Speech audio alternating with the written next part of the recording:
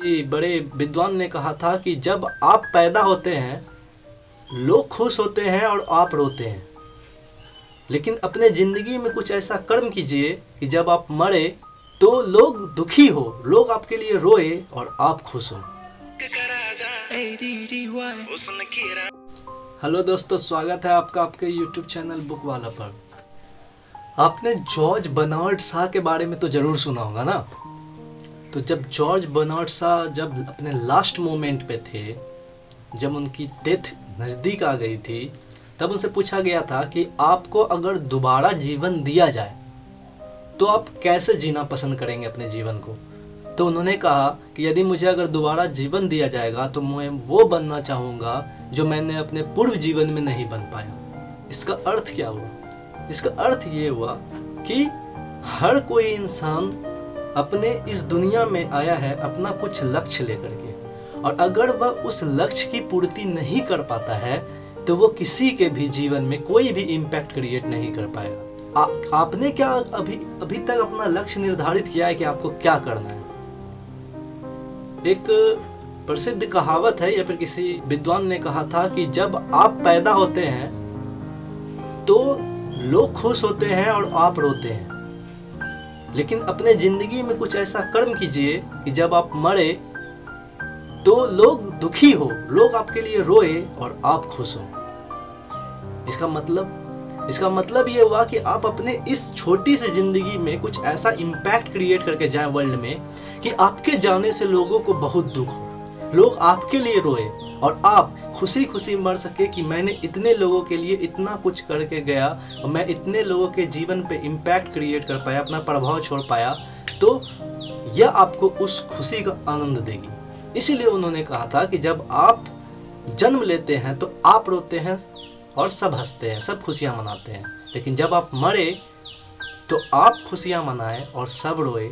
ऐसा कुछ कर्म करके जाइए।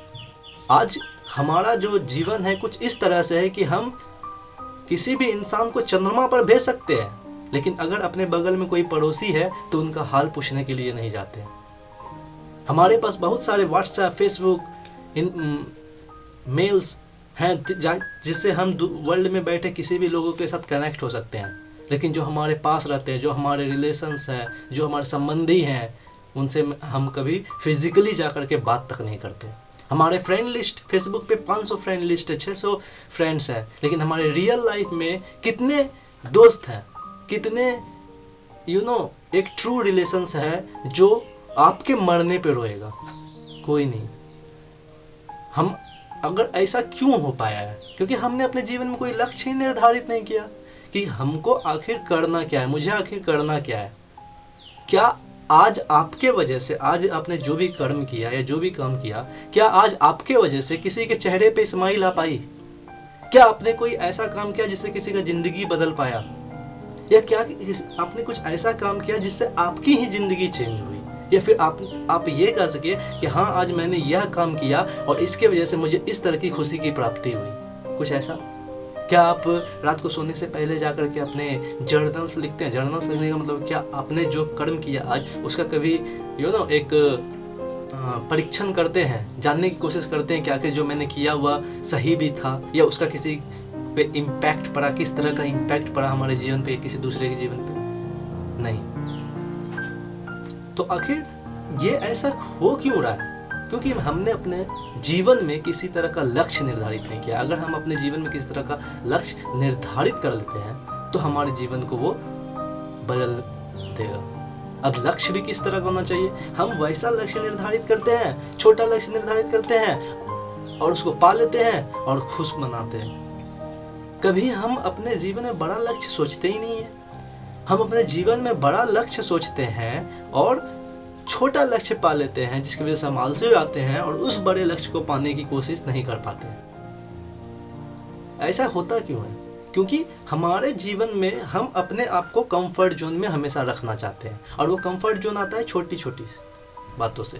तो हमेशा अपने जीवन को एक लक्ष्य दें और अपने जीवन में एक लक्ष्य निर्धारित करें कि आपको करना क्या है और उस लक्ष्य पे काम करें। तो चलिए, आशा करते हैं कि आपको मेरी बातों का कुछ असर हुआ होगा और आपको इससे कुछ सीखने को मिलेगा। ये सारी बातें एक book who will cry when you die by Robin Singh से ली गई है।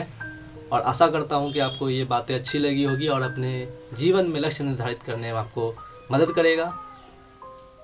हमारे चैनल को सब्सक्राइब करें, हमारे इस वीडियो को लाइक करें।